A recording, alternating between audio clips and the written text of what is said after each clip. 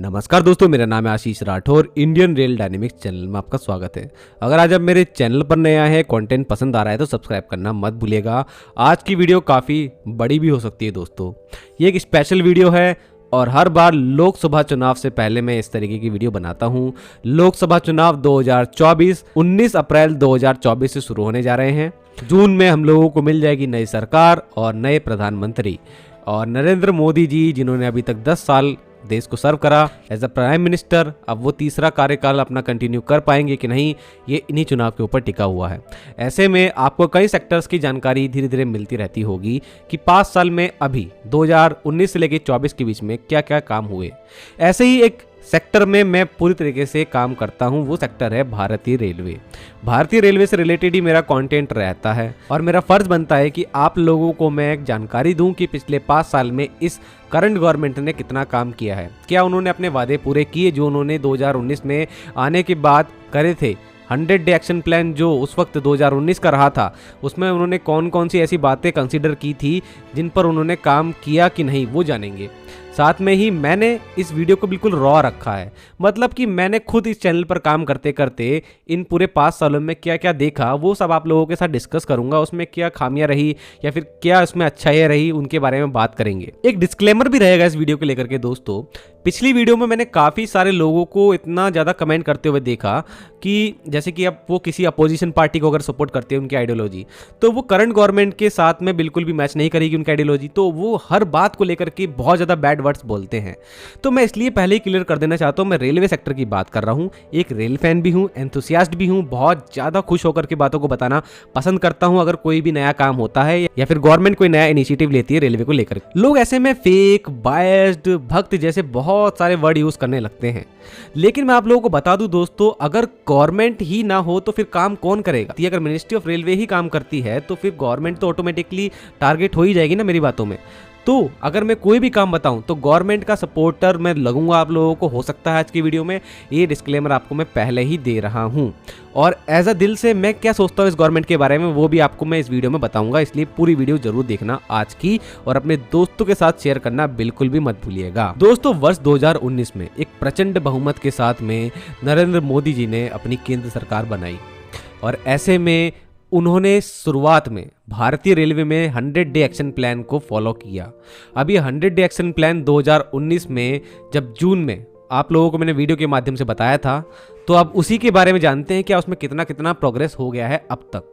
सबसे पहला फोकस था उस वक्त करंट गवर्नमेंट का दिल्ली मुंबई और दिल्ली हावड़ा, जो हमारे बहुत ही महत्वपूर्ण गोल्डन क्वाड्रिलेटरल के सेक्शंस हैं, इन पर 160 kmph पर ट्रेन को दौड़ाना और उसको लेकर के एक इनिशिएटिव लेने का मिशन रफ्तार का पहल किया गया। इसके लिए 6,500 करोड़ और 6,800 करोड़ रुपए दिल्ली मुंबई और दिल्ली हावड़ा सेक्शन के लिए दिए गए, जो कि यहाँ पर इंफ्रा को एनहांस करने के लिए खर्च किए जाने थे।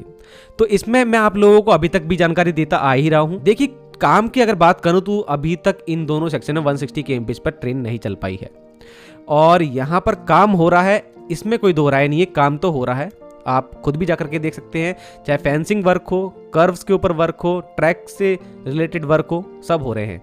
और अभी हाल ही में रेलवे मंत्री से जब ये पूछा गया तो उन्होंने कहा कि काफ़ी ज़्यादा ट्रैफिक के बावजूद वो थोड़ा थोड़ा करके ही काम को कर पा रहे हैं, क्योंकि ट्रैफिक को भी डिस्टर्ब नहीं कर सकते हैं। लेकिन इसी बीच एक अच्छी खबर आई कि दिल्ली मुंबई सेक्शन में WCR बहुत हद तक काम कंप्लीट कर चुका है और इस साल के लगभग मिड तक बता रहे हैं कि यहाँ पर से अच्छी खबर आ सकती है कि दिल्ली मुंबई के बीच में हमारी वंदे स्लीपर ट्रेन, जिसका प्रोटोटाइप भी तैयार हो रहा है, वो चलेगी 160 kmph पर। तो ये सब चीज़ें तो है, हो रही हैं, ऐसा नहीं है कि जो कहा गया था वो नहीं हुआ।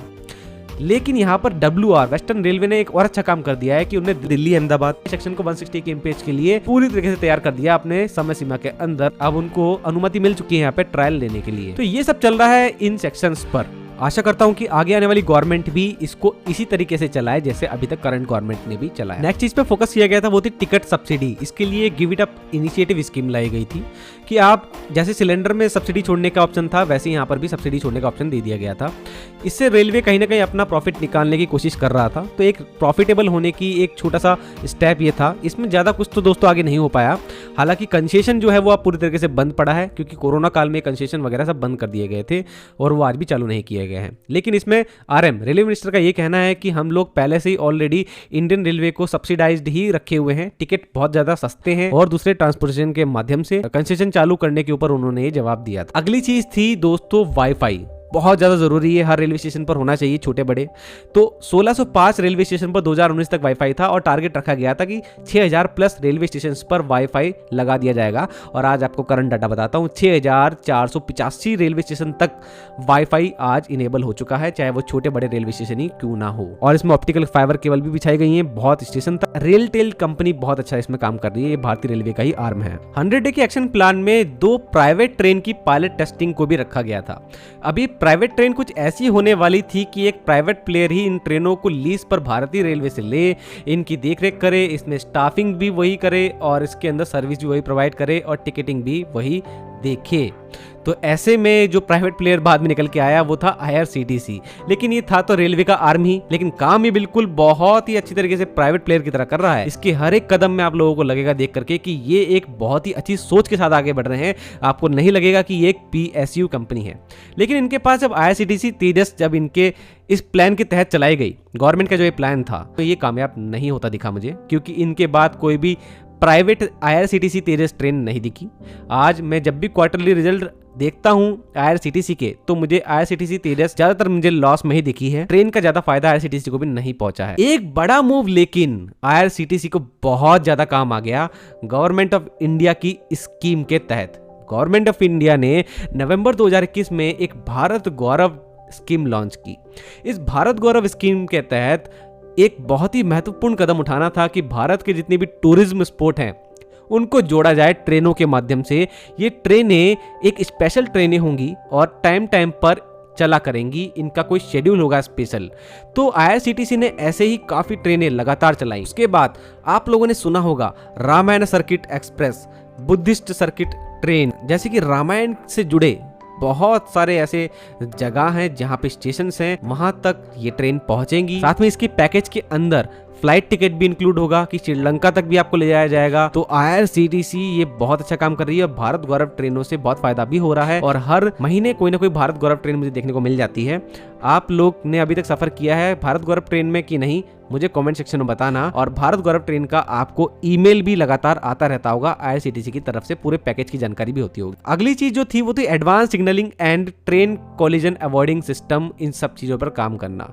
2012 से ही पूरी तरीके से टेस्टिंग में indigenously made train collision avoiding system कवच, जिसका नाम रखा गया, उस पर काम चल रहा था। आखिरकार वर्ष 2022 में इसकी टेस्टिंग को सफलतापूर्वक कर लिया गया, जिसमें रेलवे मिनिस्टर खुद ट्रेन के अंदर बैठे थे और ब्रेक ना लगने की स्थिति में दोनों ट्रेनें आमने सामने एक ही ट्रैक पर आने के बावजूद रुक गई। ये होता है एक एंथुसियाज्म जो कि अभी करंट जो रेल मंत्री हैं अश्विनी वैष्णव सर, उनके अंदर दिखता है। और उस टाइम पर 2000 किलोमीटर में कवच को बिछाने की बात कही गई थी और आज का डाटा आपको बताता हूं कि 3040 किलोमीटर में कवच लगाया जा चुका है। फर्स्ट फेज में जो टारगेट रखा गया था वो तो पूरा कर लिया गया है। हालांकि कवच को बिछाने के लिए ऑप्टिकल फाइबर केबल, लोकोमोटिव के अंदर भी कवच का device, track side device and towers की जरूरत पड़ती है और डाटा सेंटर की जरूरत पड़ती है अलग अलग स्टेशन पर जहां पर भी कवच लगता है। तो ये बहुत बड़ा इंफ्रास्ट्रक्चर है अपने आप में ही, जिसके लिए बहुत ज़्यादा फंड की जरूरत पड़ती है। इसलिए हर बजट में इसके लिए फंड एलोकेट किया जा रहा है और करंट गवर्नमेंट बहुत पॉजिटिव भी इसको लेकर के है। जब ये अभी तक 269 टावर्स लग चुके हैं जो कि ट्रैक साइड होंगे और 186 स्टेशन पर डाटा सेंटर बन चुका है। 827 किलोमीटर में ट्रैक साइड इक्विपमेंट लगाए जा चुके हैं कवच के और 170 लोकोमोटिव के अंदर अभी तक इंस्टॉल हो चुका है कवच का डिवाइस। अभी ये बहुत ही ज़्यादा इनिशियल फेज में है, बहुत सारा काम अभी होना बाकी है। बहुत बड़ा इंडियन रेलवे का नेटवर्क है। शुरुआत में लगभग गोल्डन क्वाड्रिलेटरल को मिलाकर के 30,000 से भी ज़्यादा किलोमीटर में इस कवच सिस्टम को लगाना है। इस करंट गवर्नमेंट ने गो ग्रीन का एक प्रोजेक्ट चलाया जिसमें भारतीय रेलवे के अंदर जो भी हमारा बिजली अभी तक खपत होती है उसको 2030 के आते आते कार्बन एमिशन से फ्री करना था। तो इसके ऊपर भी अच्छा काम हो रहा है। इस करंट गवर्नमेंट की सुपरविजन में बीचल ने एक अच्छा काम इसमें किया। 2 बड़े प्लांट लगाए और इन 2 बड़े प्लांटों को देश के अलग अलग हिस्सों में लगाया गया। आप मेरी इस वीडियो को भी देख सकते हैं इसके लिए।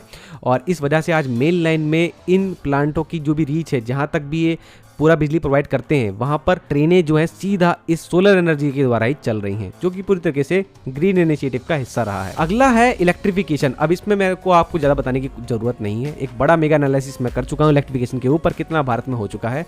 लेकिन एक आंकड़ा बताऊंगा, ये आंकड़ा है कि पिछले 9 सालों में जब करंट गवर्नमेंट रही तो 40,000 रूट किलोमीटर इलेक्ट्रिफिकेशन हुआ, और देश में 65,000 रूट किलोमीटर अगर अप्रॉक्स हमारा पूरा टोटल रेलवे नेटवर्क है, तो आप देख लीजिए कितना परसेंट काम सिर्फ इस करंट गवर्नमेंट ने ही कर दिया। अब इस डेटा को देखते हुए मेरे को एक ही चीज लगती है, ये डेटा खुद पुरानी सरकारों को क्रिटिसाइज कर रहा है, और मुझे बहुत ज़्यादा बुरा लगता है कि जिस इलेक्ट्रिफिकेशन की ज़रूरत भारतीय रेलवे को बहुत ज़्यादा थी, हर चीज़ में इलेक्ट्रिफिकेशन का क्या फ़ायदा होता है मैंने आप लोगों को पिछली वीडियो में बताया हुआ है। तो ऐसे में इतना ज़्यादा धीमा काम, पुरानी सरकारों को इसके लिए जवाबदेही तो बनती है दोस्तों कि आखिर इतना धीमा काम इलेक्ट्रिफिकेशन में क्यों किया गया। तो अच्छे काम को अप्रिशिएट करना तो बनता ही है।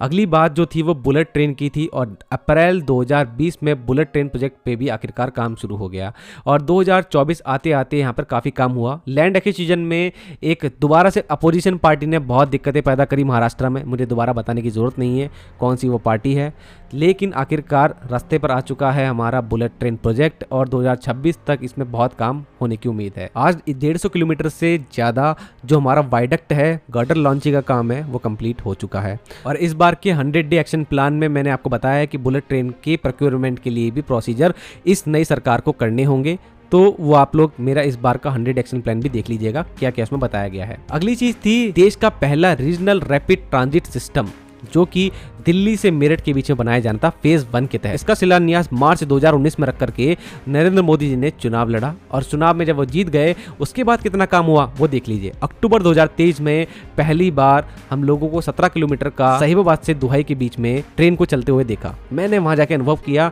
क्या इंफ्रास्ट्रक्चर है। आप लोग देखिए कि इतने कम टाइम में अगर इतना बड़ा इंफ्रास्ट्रक्चर, वो भी हैवी ट्रैफिक के बीच में जब बन सकता है, तो भारत क्या नहीं कर सकता आगे भविष्य में। मार्च 2024 में दोबारा से इसका अगला सेक्शन भी खोल दिया गया है, जो कि दुहाई से आगे मोदी नगर तक जाता है, और जल्द ही मेरठ साउथ भी इससे कनेक्ट होने वाला है, और इसकी डेडलाइन जून 2025 है, और पूरी तरीके से प्रतिबद्ध होकर एनसीईआरटी इस काम को कर रही है। इस डेडलाइन पर ये काम जरूर कंप्लीट हो जाएगा। तो ये थे पिछले 100 एक्शन प्लान के कुछ जरूरी बातें। अब मैं आपको बताता हूँ कि मैंने खुद वीडियोस बनाते बनाते क्या क्या चीजें देखी। 2019 से शुरू करते हैं दोस्तों। सबसे पहले मैंने देखा कि नई सरकार ने ट्रेनों को एलएचबीफाई करने में बहुत ज्यादा काम किया। बहुत, आपने देखा होगा आपकी फेवरेट ट्रेनें लगातार एलएचबीफाइड होती चली गई हैं, और आज तो इसकी स्पीड और ज्यादा तेज है। अगली चीज मैंने देखी कि 2019 में हम लोगों ने वंदे भारत ट्रेन को चलते देखा, और पहली बार जब लोगों ने इसको देखा तो लोगों को एक बहुत ज़्यादा पसंद आई। लेकिन इसके बाद 2 वंदे भारत ट्रेन ही चल पाई थी 2020 तक।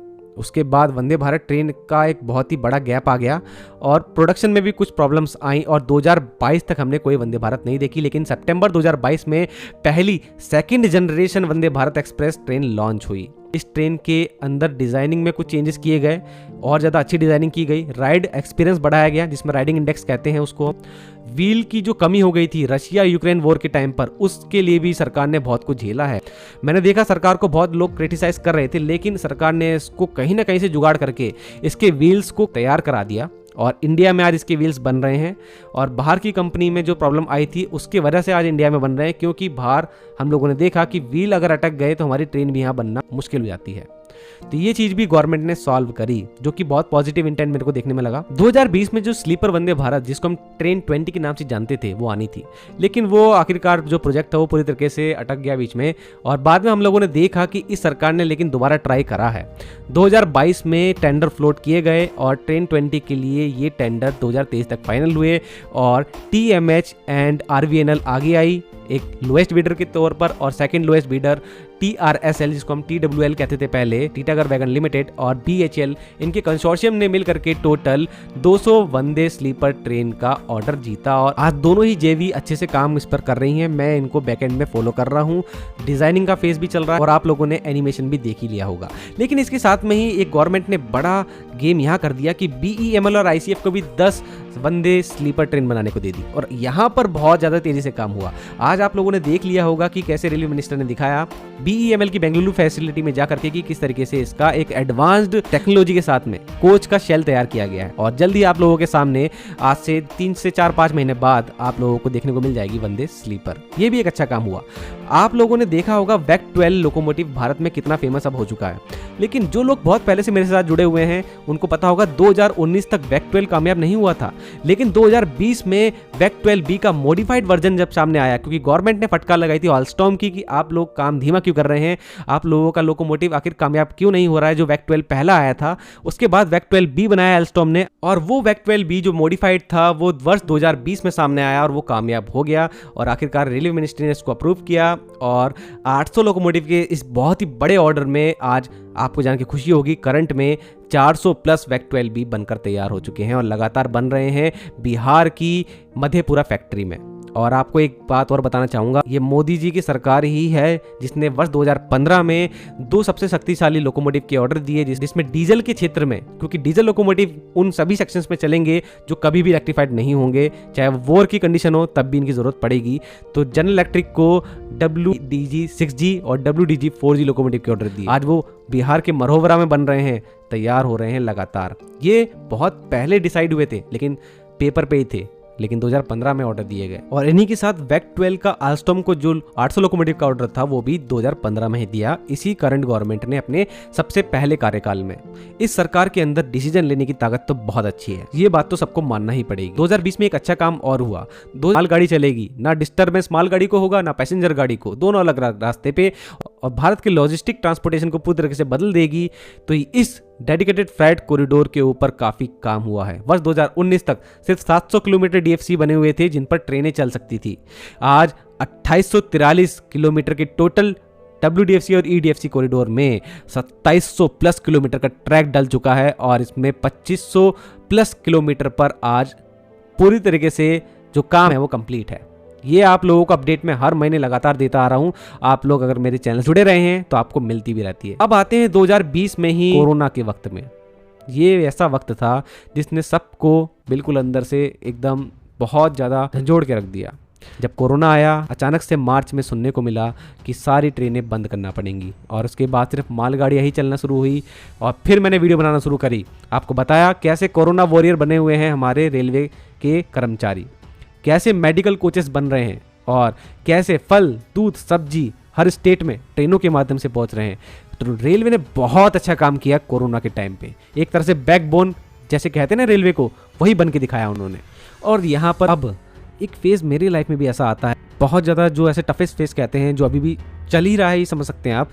मेरे फादर को मैंने 2021 में कोविड में खो दिया और तब से लेकर के उसके बाद से मैंने वीडियो बनाना बंद कर दी, क्योंकि उसके बाद ना मेरी इच्छा रही वीडियो बनाने की और लगभग 1 साल तक मैंने काम नहीं किया इस चैनल पर, आप लोगों को वीडियो भी नहीं मिली होंगी। तो इस पूरे बड़े गैप में बहुत सी चीज़ें मैं नहीं कवर कर पाया, लेकिन आप लोगों के निरंतर मैसेजेस और आप लोगों के प्यार ने ही मेरे को दोबारा से इस चैनल पर लेकर के आया और आज मैं आप लोगों के सामने वीडियोस बना रहा हूं और आप लोगों को पसंद भी आती हैं। तो ऐसे ही चैनल पर अपना साथ बनाए रखिएगा दोस्तों। ऐसे में अब जब मैं आगे बढ़ता हूं तो 2020 से 2021 के बीच में मैंने कुछ ऐसे प्रोजेक्ट भी देखे जिन प्रोजेक्ट पर काफ़ी तेज़ी से काम लॉकडाउन के पीरियड में हुआ। ये थे योग नगरी ऋषिकेश रेलवे स्टेशन का तैयार होना, ऋषिकेश कर्णप्रयाग रेलवे प्रोजेक्ट में, और Udhampur Srinagar Baramulla railway line project में बहुत तेज़ी से काम होना, चेनाब ब्रिज पर काम होना, चेनाब ब्रिज का बनकर तैयार हो जाना, आईफेल टावर से भी ऊंचा हमारा चेनाब ब्रिज आज तैयार हो गया, अंजी घाट ब्रिज रेलवे का पहला एक केबल स्टेट रेलवे ब्रिज, बहुत ही बड़ा काम इसमें भी हुआ। और रेलवे को कोई भी फंडिंग की कमी नहीं होने दी गवर्नमेंट ऑफ इंडिया ने, एक बड़े फाइनेंशियल क्राइसिस के होते हुए भी कोविड में, क्योंकि सभी काम धंधे बंद थे। यहाँ पर तो तारीफ करना बनती है, चाहे कोई अपोजिशन पार्टी भी हो उसको भी यहाँ पर मैं कहता हूँ कि तारीफ करनी चाहिए गवर्नमेंट ऑफ इंडिया की, क्योंकि उन्होंने कोई भी, मैंने तो देखा है, महसूस किया है कि कोई फंडिंग की कमी नहीं हुई थी। इस चीज़ पर आपका क्या कहना है जरूर से मुझे कॉमेंट सेक्शन में बताना। अब देखिए 2022 से लेकर के 2023-24 के पीरियड में बहुत सी चीज़ें ऐसी हुई हैं जिनको मैं सीधा सीधा आपको बताता हूं। इस पीरियड में कुछ लोकोमोटिव फेल भी हुए हैं, जैसे WDAP हमारे भारत का पहला डुअल मोड लोकोमोटिव जो कि बिजली पे भी चल सकता है और डीजल से भी। तो WDAP 5 लोकोमोटिव आया, लेकिन ये कामयाब होता मुझे नहीं दिखा। 2021 के बाद से हम लोगों ने इसका कोई प्रोडक्शन नहीं होता हुआ देखा। इसके बाद एक लोकोमोटिव जो कि एरोडायनेमिक WAP5 तैयार किया गया था, उसका ये वर्जन आगे नहीं चला, ना ही इसको हमने कभी तेजस में लगते हुए देखा। लेकिन आज अमृत भारत ट्रेनें जो लॉन्च हुई हैं इसी पीरियड के बीच में 2023 के एंड तक, तो इन ट्रेनों के अंदर WAP-5 का एरोडायनेमिक न्यू वर्जन जरूर कामयाब हो चुका है, ये बात तो मानना पड़ेगी। इसी बीच हम लोगों ने देखा कि वंदे भारत की सेकंड जनरेशन धूम मचा रही है। आज 75 वंदे भारत बनाने का जो अगस्त 2023 का एम था वो तो पूरा नहीं हो पाया, लेकिन 51 वंदे भारत ट्रेनें आज चल रही हैं। ये बहुत ज़्यादा बड़ा नंबर मेरे को लगता है, क्योंकि सेकंड जनरेशन वंदे भारत का इतना मात्रा में बन जाना, मुझे तो इसके ऊपर भी बहुत संदेह था, लेकिन ये हुआ। फंड की कोई कमी नहीं हुई, ये अहम बात थी। और एक ICF फैक्ट्री ही थी चेन्नई की जो अकेले बना रही थी, तब भी उन्होंने ये करके दिखाया। आज RCF कपूरथला फैक्ट्री के अंदर भी वंदे मेट्रो ट्रेन तैयार हो रही है और वंदे भारत ट्रेन बनाने की फैसिलिटी आज वहाँ पे आ चुकी है। आशा करता हूं कि आगे स्पीड और बढ़े। इसके बाद हम लोगों ने नमो भारत ट्रेन, अमृत भारत ट्रेन, वंदे मेट्रो, वंदे स्लीपर, इन सभी ट्रेनों को भी आते देखा और इन सभी ट्रेनों का प्रोडक्शन भी होते हुए देख रहे हैं, जो कि आगे चल करके 100 डे एक्शन प्लान जो इस बार का है उसमें भी कंसिडर किया गया है। और इन सभी ट्रेनों के आने से कहीं ना कहीं पैसेंजर एक्सपीरियंस बहुत अच्छा होने वाला है आगे चल के भारतीय रेलवे में। तो ये भी इस करंट गवर्नमेंट की ही देन है। और सबसे बड़ी जो एक बड़ी इंफ्रास्ट्रक्चर चेंज मेरे को आते हुए देखा भारतीय रेलवे में, वो ये था अमृत भारत स्टेशन स्कीम 2023 के फरवरी महीने में जो लॉन्च हुई। 1275 रेलवे स्टेशन का पूरा रीडेवलपमेंट करना था, मॉडर्नाइज करना था। आज ये नंबर 1300 प्लस पहुंच चुका है। बहुत ही अच्छे से काम चल रहा है और स्पीड से काम चल रहा है। ये चीज़ तो मानना पड़ेगी इस करंट गवर्नमेंट की, और ऐसा किसी देश में आपने नहीं देखा होगा कि इतनी बड़ी मात्रा में रेलवे स्टेशनों का रीडेवलपमेंट का काम चल रहा है, और वो भी तेजी से चल रहा है। फंड की कमी नहीं होने देती है ये वाली गवर्नमेंट, ये बात तो मानना पड़ेगी। 25,000 करोड़ रुपए लगाए जा रहे हैं इस स्कीम के लिए इस टाइम पर। साथ में हम लोगों ने अभी देखा 2023 में कि चेनाब ब्रिज तो रेडी हुआ ही हुआ, साथ में USBRL प्रोजेक्ट के अंदर 48.1 किलोमीटर का हिस्सा रेडी हो गया। और भारत का एक सपना था कि कश्मीर से एक सीधा मेन लाइन कनेक्टिविटी जुड़ जाए, और आखिरकार वो संगलदान से श्रीनगर के बीच में जब ट्रेन कनेक्टिविटी शुरू हुई उसके साथ शुरू हो गया। लेकिन आज संगलदान से कटरा के बीच में 63 किलोमीटर पर काम चल रहा है। जल्द ही इस काम को कंप्लीट इसी साल कर लिया जाएगा। 100 एक्शन प्लान के अंदर इसको भी इंक्लूड किया गया है। तो दोस्तों ये सब चीज़ें तो मेरे को बहुत ज़्यादा अच्छी लगी हैं इस गवर्नमेंट की। अब मैं आपको बताता हूँ इस गवर्नमेंट की कुछ खूबियाँ जो मैंने अभी तक जानी हैं। वो खूबी में सबसे पहले आपको बताना चाहूँगा, इस सरकार के अंदर इच्छा शक्ति तो है काम करने की, इनके पास विजन भी है और काम करने की नीयत भी है, ये मुझे समझ में आता है। इसके लिए मैं पूरा सपोर्ट करूंगा इस गवर्नमेंट का। इस सरकार के अंदर फाइलें दबती नहीं है, फाइलें ऊपर तक जल्दी जाती हैं।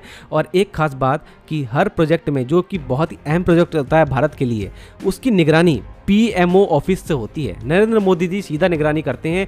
आप अगर किसी भी इंजीनियर से जाकर के साइट पे पूछेंगे कि कहाँ से प्रेशर आ रहा है, तो पता लगेगा कि उनके ऊपर PMO ऑफिस की तरफ से प्रेशर आ रहा है जल्द से जल्द काम करने का, डेडलाइन के तहत। साथ में करंट गवर्नमेंट जो है वो टेक्नोलॉजी का इम्प्लीमेंटेशन इंडियन रेलवे में काफी कर रही है, चाहे वो आर्टिफिशियल इंटेलिजेंस का यूज करना ही क्यों ना हो।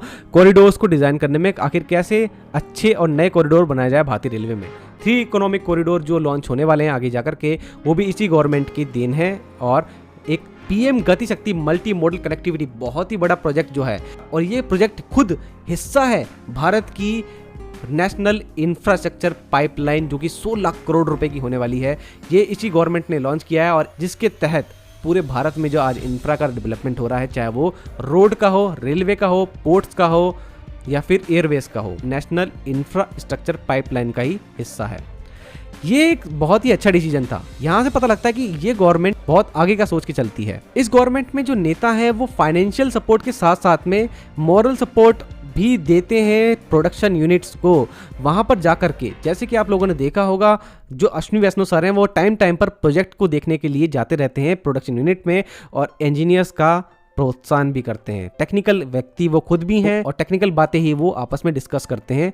ये एक सबसे अच्छी बात है कि कौन से व्यक्ति को चुनना है, ये गवर्नमेंट अच्छे से जानती है, नरेंद्र मोदी जी अच्छे से जानते हैं। इस गवर्नमेंट की सबसे अच्छी पहल मुझे देखने को मिली कि भारत में एक बड़ी रेल फेलिंग कम्युनिटी थी। आज उस कम्युनिटी को बड़ी पहचान दिलाई है इस गवर्नमेंट ऑफ इंडिया ने, और हर उस अच्छे इवेंट में इन्वाइट किया जाता है भारतीय रेलवे के, जहाँ पर जाकर के एक बहुत ही अच्छा स्वागत होता है रेल फैंस का। उनके लिए बहुत अच्छी फैसिलिटी दी जाती है, चाहे वो खाने पीने से रिलेटेड हो, हर चीज़ की देखभाल की जाती है, और ये सब कुछ अरेंजमेंट रेलवे करता है। इससे बहुत अच्छी ब्रांडिंग भी होती है हमारी ट्रेनों की, और रेल फैंस को भी महसूस होता है कि हाँ, हम भी बहुत अच्छा काम कर रहे हैं भारतीय रेलवे के लिए। कंटेंट क्रिएशन का हो या फिर रेलवे के लेकर के अवेयरनेस फैलाने का हो। तो ये पहल मुझे बहुत अच्छी लगी इस करंट गवर्नमेंट की। और जब मैंने इन चीजों को खुद महसूस किया, मुझे भी मौका मिला रेलवे मंत्री जी से मिलने का और उनके सामने सवाल रखने का, उनसे किसी भी तरीके का सवाल पूछा जाए कड़ा सा कड़ा, तो वो जवाब जरूर देते थे, वो बिल्कुल टालते नहीं देखे मैंने। और यही चीज पारदर्शिता दिखाती है कि किस तरीके से काम कर रहे हैं एफएम। तो दोस्तों कुछ ऐसी बातें भी आपको बताना चाहता हूँ कि अभी जो सुधार की इनमें जरूरत है और क्या करंट गवर्नमेंट को करना चाहिए अगर वो तीसरे टर्म में भी आते हैं। रेलवे एग्जाम में पारदर्शिता लानी चाहिए। आखिर रेलवे एग्जाम कब होंगे कब नहीं, इसके ऊपर अच्छे से आकर के बात करनी चाहिए रेलवे मिनिस्टर को भी। हालांकि अब वो कर रहे हैं, लेकिन बीच में बहुत समय उन्होंने ऐसा नहीं किया, लेकिन वो कोरोना का पीरियड भी रहा। मैं यही कहना चाहूँगा, एग्जाम का जो शेड्यूल अब इस करंट गवर्नमेंट ने लेकर के आया है, उस शेड्यूल के ऊपर कोई भी गलती ना हो और टाइम टू टाइम पे एग्जाम हो। और शेड्यूल मुझे अच्छा लगा कि हर एक कैटेगरी का अलग अलग टाइम पर एग्जाम होगा। इससे व्यक्ति को सही वक्त पर तैयारी करने का मौका मिलेगा और उनको कोई परेशानी भी नहीं होगी एग्जाम सेंटर में पहुंचने में। अगली बात, ट्रैक मेंटेनेंस को लेकर के जो कर्मचारियों को जो इक्विपमेंट मिलते हैं उसको बेटर करा जाए और भी नए इक्विपमेंट दिए जाएं। और कर्मचारी जो ग्रुप डी के होते हैं उनकी ड्रेस कोड पर और साथ में उनके आवास पर भी काम किया जाए। लोको पायलट को मैंने कई बार देखा है दोस्तों, थके हारे आते हैं, उल्टा सीधा रेस्ट करते हुए उन लोगों के कई वीडियो वायरल होते हैं। तो जो एमेनिटीज़ है कम से कम उनको अच्छा किया जाए। और लोको जो कि फ्रेट लोकोमोटिव है खासकर, उनके अंदर एसी और टॉयलेट जरूर से इसके ऊपर एक बड़ा अभियान चलाया जाए, इनको फिट करा जाए इन लोकोमोटिव के अंदर।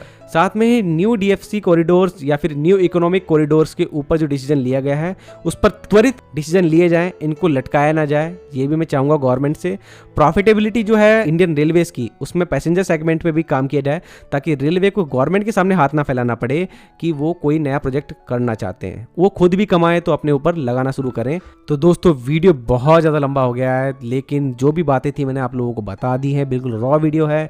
मेरे को जो भी अभी तक समझ में आया मैंने आपको बताया, क्योंकि ये सब चीज़ें मैंने खुद फील करी, इसलिए मैं आपको हर चीज़ बताता चला गया। आप लोगों का क्या कहना है कमेंट सेक्शन में ज़रूर बताना। बहुत वैल्यूबल आपके कमेंट होते हैं इस वीडियो में, तो बहुत ज़्यादा वैल्यू रखते हैं मेरे लिए। साथ में ही अब मैं आपको बताता हूं कि मेरा मत क्या है करंट गवर्नमेंट के लिए। देखिए मेरा क्लियर है दोस्तों, मैं वोट बीजेपी को देने जा रहा हूं, तो एनडीए गवर्नमेंट को मैं वोट दूंगा। ये मेरा निजी फैसला है, क्योंकि मैं रेलवे को पसंद करता हूं और रेलवे के अंदर अगर काम होते हुए मैंने देखे हैं पॉजिटिव इंटेंट से, अगर काम टाइम पे भी नहीं हुए होंगे तब भी उनमें जो इंटेंट था वो काम करने का ही रहा हो, कोई भी घोटाला ना देखा हो रेलवे में। और दुर्भाग्यवश जो एक्सीडेंट हुए भी हैं इस कार्यकाल में, जैसे कि कोरोमंडल एक्सप्रेस का एक्सीडेंट हुआ हो, तो दोस्तों इन एक्सीडेंट्स में मैंने देखा कि इस गवर्नमेंट ने, जैसे कि रेलवे मिनिस्टर जो हैं वो 24 घंटे वहाँ पर रहे हैं अपने सामने, उन्होंने पूरा रेस्क्यू ऑपरेशन कराया है, प्रधानमंत्री नरेंद्र मोदी जी भी वहाँ पहुँचे हैं। तो ऐसे एक्सीडेंट बिल्कुल ना हो, मैं तो यही चाहूँगा। लेकिन फिर भी अगर ऐसा कभी कुछ घटित होता है तो इस गवर्नमेंट का मैंने जो रवैया देखा इस एक्सीडेंट के प्रति वो पॉजिटिव लगा और ऐसा ही होना चाहिए। तो ऐसी बहुत सी बातें हैं जो कि इस गवर्नमेंट को वोट देने के लिए मुझे बहुत ज़्यादा प्रेरित करती हैं, इसलिए ये मेरा एक निजी फैसला है। आप लोग बताइए आप क्या करने वाले हैं कमेंट सेक्शन में। तो दोस्तों ये वीडियो शेयर कर देना अपने हर रेल फैंस ग्रुप में। आई होप आप लोग वोट देने जरूर जाएंगे, चाहे किसी भी पार्टी को दीजिए, लेकिन वोट देना मत भूलिएगा। आपका ये बहुत बड़ा अधिकार है और ना वोट देना मैं अपराध मानता हूं। अगर आप लोग दूर रह रहे हैं कहीं तो बात अलग है, लेकिन अगर आप अपने ही शहर में नहीं देने जा रहे वोट तो वो गलत होगा। तो कितने व्यक्ति ऐसे हैं जो इस बार पहली बार वोट देने वाले हैं वो भी मुझे कमेंट सेक्शन में बताना। तो दोस्तों आज के लिए इतना ही। वंदे मातरम, भारत माता की जय।